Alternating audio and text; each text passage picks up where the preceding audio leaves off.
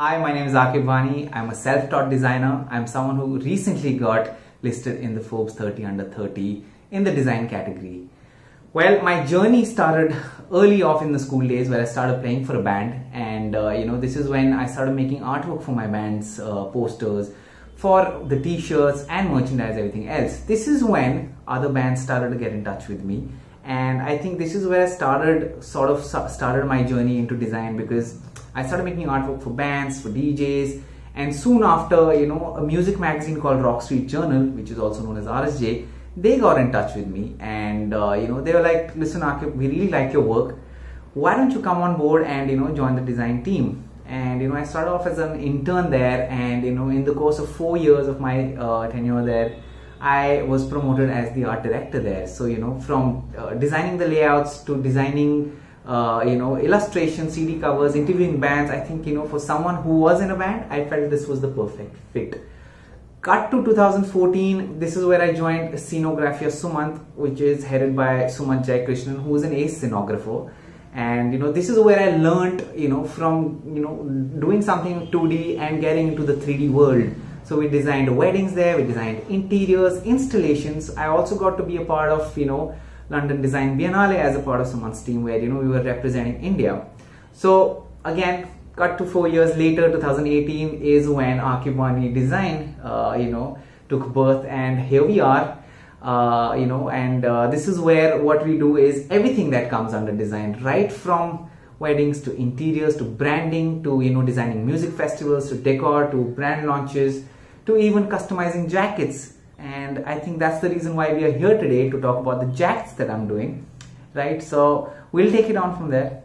Okay, as we all know, India is known for its rich cultural heritage, right? And over the last decade, 2 decades, so that we felt that our art forms are sort of losing their identity. It's something that's dying slowly. It's having it's sort of got a slow death that's happening to it. And I think that to sort of preserve it, we need to do something. And I honestly, when sort of came up with an idea, I never thought that this is what I wanted to do. But then again, while it was happening, it just sort of came to life, and Custom Wearables by Aaquib Wani was born in that fashion. And how it started, I'll tell you how it really started. I had an old jacket that was lying and in my cupboard. I never really wanted to throw, because I felt that it was something that was very dear to me. And since I didn't want to throw it, I was like, what, let me just try and experiment on it. Let's see what it feels like to paint over it. Since it was a leather jacket, what I did was I painted, and I got in a sign painter on board. I was like, what, bhaiya, let's do something about this, because this is let's just call it a collaborative art piece. We both sat on it, we painted, I put it up on the internet, sort of blew up, and it went viral that way. A lot of publications came up to me asking me how the idea came about. So the entire idea was that us getting in touch with painters from different parts of the country, so we can help save our art community that is there, so that these painters, these artists don't have to end up taking conventional jobs, because it's tough to sustain. And especially at a time like this, where innovation is everything, I feel we are trying here very best to innovate, so that for example, there's a pitchwai painting, right? Fine, you've seen it at homes, you've seen it on the walls and everything, but we're like, how about we find a way to wear pitchwai, right? Because that'll be something that'll be different. That's an innovation. At the same time, same with what's happening in Kashmir. There's paper mache art. Now we've seen paper mache art, right? We've seen it on jewelry boxes, we've seen it on plates and everything. But then again, it's something people have gotten used to. People sort of gotten, let's say, a little bored of that. But at the same time, how do we revive it? How do we make sure these guys still sort of keep doing what they're doing to keep the art form alive? So I think in that entire journey of me trying to make jackets for my own self, this is when people started contacting me. They were like, listen Aaquib, I really like these jackets, and how about you also make one for us? So I think this is where the customer wearables came into picture. This is where we started thinking, okay, now is our time to give it back to the community.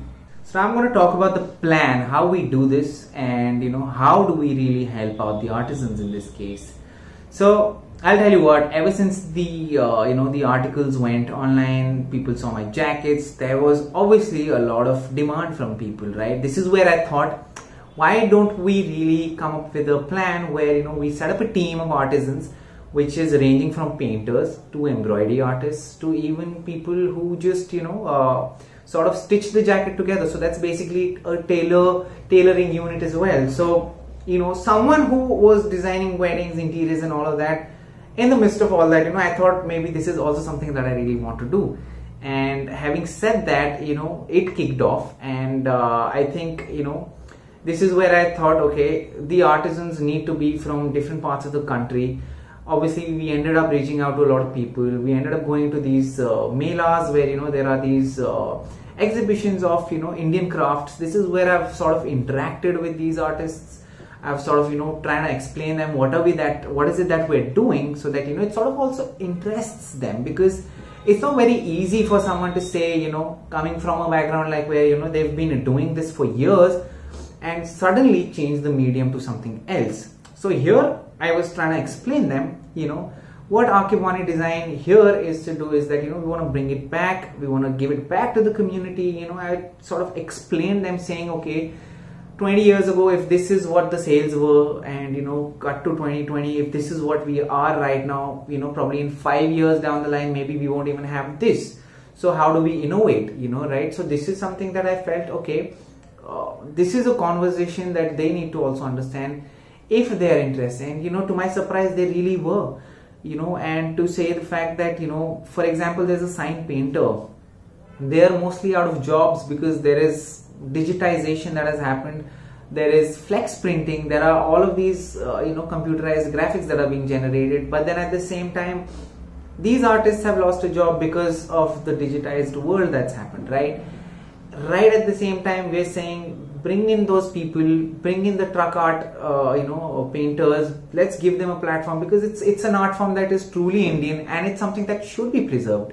Right, this is where actually all of this was accumulated. We now have a list of painters that's long, and it's full of India. In fact, that speaks India in volume, that speaks India in region. And for us to be someone who's helping them, I think it gives all of us great immense pleasure to sort of give it back to these guys. So process, if you may ask me, how do we do this? How does this come to life, right? So like I said, I'm someone who likes to do collaborations, and I am not someone who's just trying to be like, Suresh bhaiya, come in here and this is what we should do and please do it my way. No, it's not me, it's them, it's their art form. Sure, I'm here to help them, make them understand what we need, what the client needs, because this is going out to a particular client who's paying a particular fee here to them, right? So we make sure we are doing something that a client really likes, right? Basis which we, as an Aaquib Wani Design Studio, comes in between and tries to explain this what the the client wants. So what we sort of do, we are playing, we are sort of bridging the gap here, so that we see in the future that there is a market for this as well. So I am sort of helping here the artist with sort of coming up with a design that fits the need of a client, but it's at the same time the roots of the artist are there, the aesthetic of an artist is still there. So we sort of come about, we sit down, we design these things on the computer, and then taking it forward, we then sort of start the entire painting process, right? How do we choose a painter? It again depends on how we're dealing with the client. For example, a client is really looking at something that's too colorful, then I would really go into showing them images, some certain images of let's say how bright a truck really looks like, and how do we bring that idea here. So that's the whole idea. We suggest things, and that's where we choose one artist, and that's how the process starts.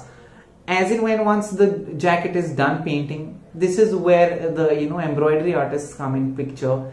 This is where they start sort of enhancing this further by sort of doing the gold embroidery around, or if we need to put on studs, or if we need to add on some patches or any of that, to sort of add that little touch of embellishments there. And this is sort of the entire process of this. But our whole aim here, not to forget, is so that our artists sort of can get back to what they were doing rather than taking up conventional jobs, because our aim is so that something that keeps help them sustain their entire business, their legacy, the art form. And over the last couple of years, I feel that this is a model that they're really happy with, also because it's something new, and it sort of really brings a fresh breath of change to those guys. Now coming to the promotional aspect of this, how do we promote these?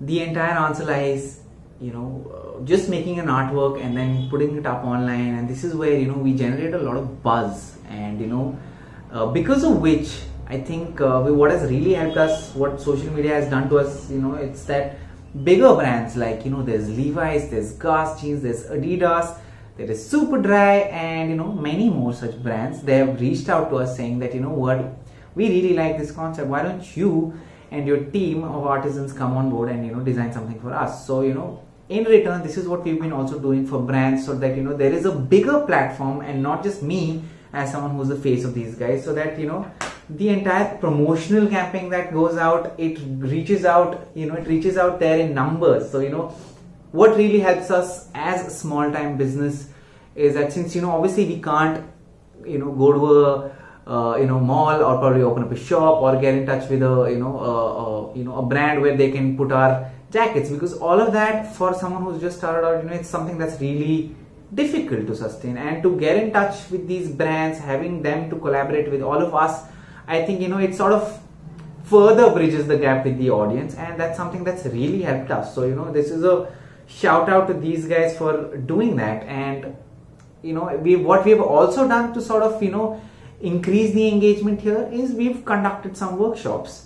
And how do we do these workshops? Now again, similar brands, what we had done in the past was we had done one workshop in Bombay where we were doing all of this live. So you could pick up a garment from the store, and you could choose a design from a list of designs that we had for that day, and we could do it right in front of you. So it sort of also made them see how it's done. They could interact with us, and they could also understand, okay, this is what we're doing this for really. And this sort of really sort of helps them to connect with the artisans. This helps them to understand, okay, this is an art form from India, it's been there forever, but it's never been in their head, only because with the fast pace that the world is moving. So this is sort of it's I would like to put it this way, that all of it has somewhat helped us. It has worked out, all thanks to all these brands, clients that have come up to us. So I think it wouldn't have been possible